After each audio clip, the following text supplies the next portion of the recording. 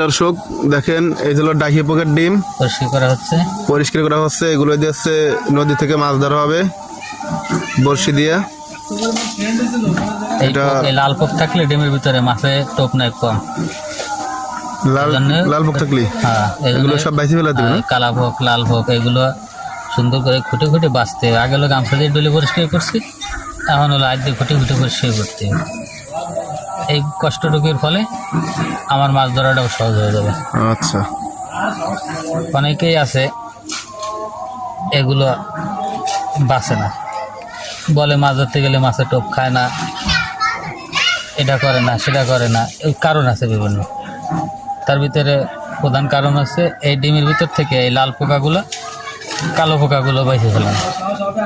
এরপরে চেষ্টা করতে হবে তখন যদি না খায় বুঝতে হবে যে আমার নসিবে নেই কপালে নাই